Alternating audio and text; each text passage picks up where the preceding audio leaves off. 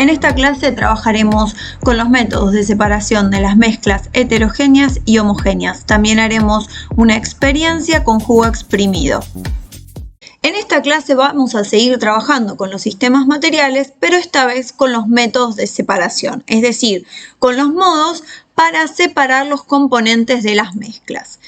Lo primero que tengo que pensar antes de evaluar qué método de separación usar es qué tipo de mezcla es, si se trata de una mezcla heterogénea o de una mezcla homogénea.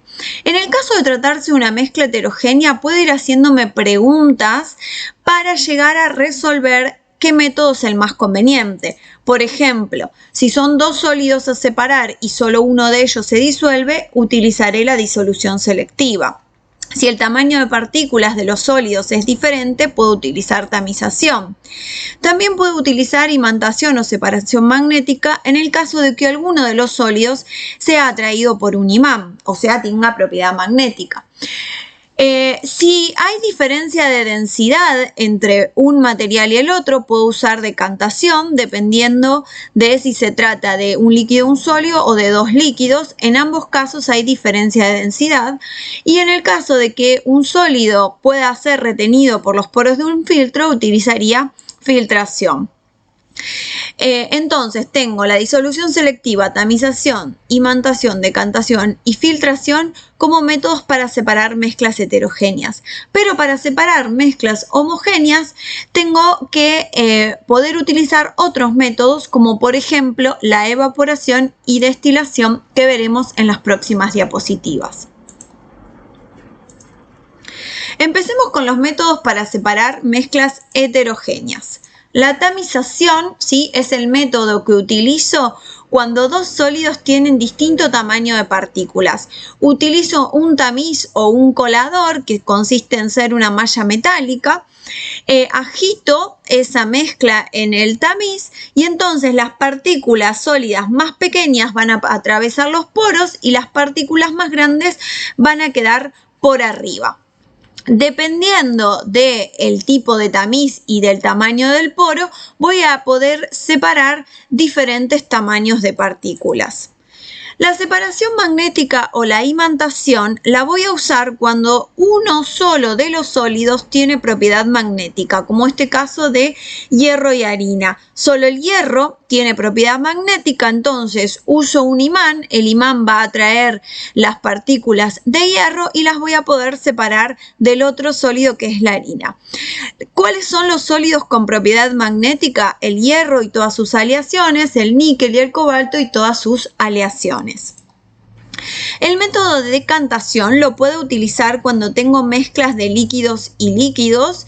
En este caso utilizo un aparato que se llama ampolla de decantación y también lo puedo utilizar cuando tengo mezclas de líquidos con sólidos. ¿En qué momentos los voy a utilizar? Voy a utilizar la decantación cuando los materiales mezclados tienen distintas densidades. En este caso, el agua y el aceite tienen distintas densidades y en este caso, en esta mezcla heterogénea que seguramente es de partículas de arcilla o barro con agua, también tienen distinta densidad. Como tienen distinta densidad, lo único que voy a hacer es dejar reposar la mezcla. ¿Para qué? Para que el material más denso se hunda, en este caso se hundió la arcilla y en este caso se hundió el agua, y el menos denso flote, en este caso flota el agua y en este caso flota el aceite. Cuando tengo dos líquidos uso la ampolla de decantación porque esta ampolla tiene una canillita en donde yo abro esta canilla y voy permitiendo que baje gota a gota el líquido más denso. Cuando veo que el aceite está por llegar, cierro la canilla y entonces pude separar los dos líquidos. En este caso dejo reposar y el sólido que es más denso se va hacia el fondo y el líquido me queda flotando. Por lo tanto, después vuelco el líquido o lo que hago es verter el líquido en otro recipiente, pudiendo separar los dos componentes. La filtración la voy a utilizar cuando el sólido que está mezclado con el líquido es insoluble en ese líquido. Entonces se filtra. ¿Qué quiere decir? Utilizo un filtro o un material poroso como un colador y el sólido va a quedar retenido en el filtro, pero el líquido va a atravesar los poros. Acá estamos viendo un filtro que no es tan convencional, está hecho con materiales sólidos granulados como piedras, grava, arena, carbón, algodón. Entre estas partículas sólidas quedan poros y esos poros son más grandes a cada vez más pequeños y van reteniendo partículas más grandes, partículas sólidas. Este método se utiliza para potabilizar el agua de río, es decir, para limpiarla como un primer método de limpieza del agua de río denominado filtración. La disolución selectiva la voy a usar cuando tengo dos sólidos y uno solo de los sólidos es soluble, el otro es insoluble. Entonces, ¿qué voy a hacer? Voy a hacer una disolución selectiva, es decir, voy a seleccionar qué sólido voy a diluir. ¿Cómo lo voy a hacer a eso? Le agrego agua a la mezcla y espero que uno de los sólidos se disuelva. Por ejemplo, si tengo arena y sal y le agrego agua, luego de un rato el agua va a disolver la sal, entonces me va a quedar el agua salada mezclada con la arena.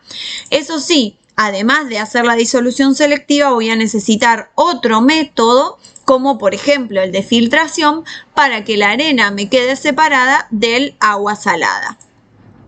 Ahora vamos a trabajar con los métodos para separar las mezclas homogéneas.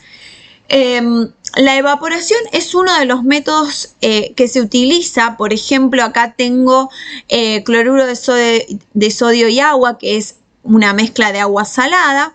Entonces, con un mechero puesto en una cápsula de porcelana, el agua se va a ir evaporando y voy a obtener la sal, o sea, el cloruro de sodio. Y en este caso es algo parecido, pero con sulfato de sodio.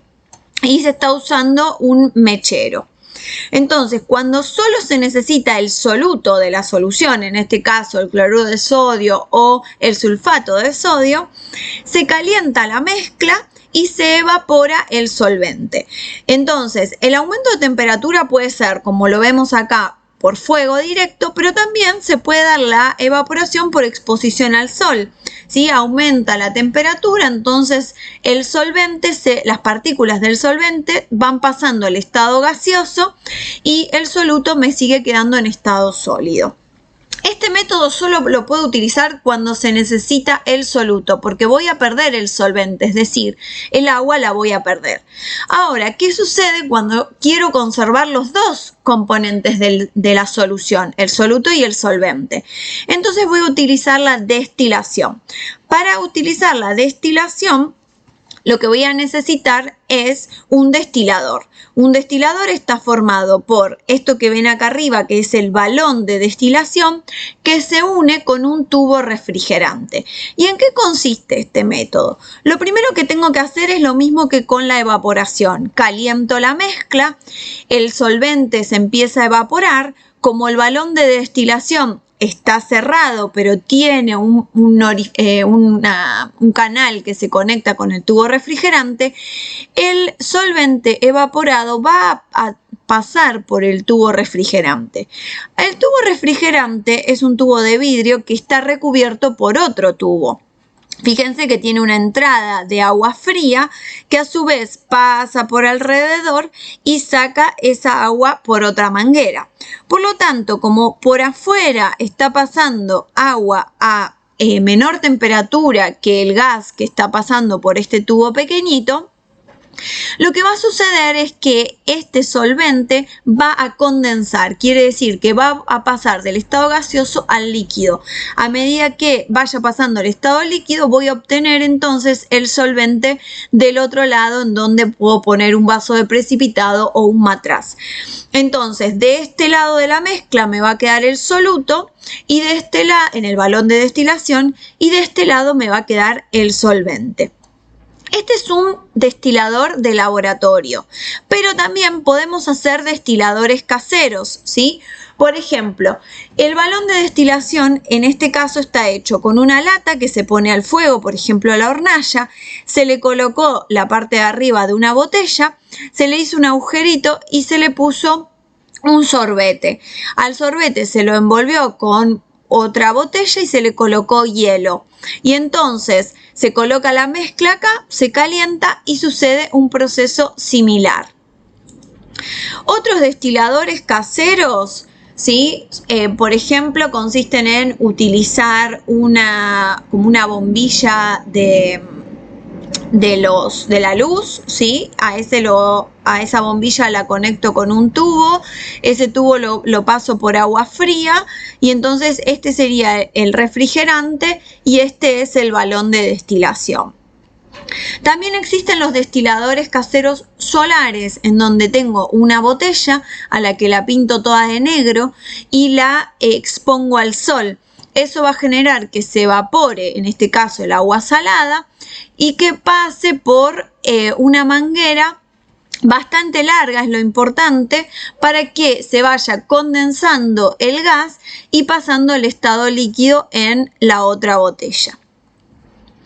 Hagamos un repaso entonces. Si la mezcla es heterogénea y tengo dos sólidos a separar, uno de los dos se disuelve, uso disolución selectiva. Pero si uno de los dos no se disuelve, pero su tamaño de partículas es diferente, utilizo tamización. Ahora, también, además de la tamización, si uno de los materiales es atraído por el imán, es más rápido utilizar la separación magnética. Si no son dos sólidos a separar, es decir, tengo un líquido y un sólido, entonces puedo utilizar la decantación si el sólido no se disuelve en el líquido y hay diferencia de densidad. Ahora, si el sólido puede quedar retenido por los poros de un filtro, puedo utilizar filtración. Y si no tengo un sólido y un líquido, es decir, tengo dos líquidos a separar y hay diferencia de densidad entre ellos, puedo utilizar decantación. En el caso de tener mezclas homogéneas, si solo se necesita separar un material, es decir, el soluto, utilizo evaporación porque evaporo el solvente. Ahora, si necesito los dos materiales, entonces utilizo destilación para obtener el soluto y el solvente por separado. Bueno, ahora vamos a ver una experiencia realizada con jugo exprimido. El primer paso de esta experiencia consistió en empezar a exprimir pomelo. Empecé con pomelo rosado y después seguí con pomelo común para que puedan observar la pulpa y las semillas en la mezcla heterogénea que se va a terminar formando. El segundo paso consistió en volcar esa mezcla heterogénea en el vaso 1. Ahí se pueden ver las semillas y la pulpa que luego se filtraron con un colador en el vaso 2. Entonces en el vaso 2 pueden observar una mezcla homogénea. Por último, con lo que me quedó de jugo, volví a filtrar, pero esta vez utilizando un filtro más fino, un filtro como de café. Obtuve una mezcla aún más homogénea a la que le añadí azúcar y hielo. Al añadirle hielo, esta mezcla se vuelve a transformar en heterogénea porque tienen distintas propiedades intensivas el hielo del jugo. Acá podemos ver entonces cómo quedaron los tres vasos. Entonces, como resultado y como conclusión, podemos decir que el vaso 1 es una mezcla heterogénea porque se puede ver claramente las semillas, la pulpa mezclada con el jugo.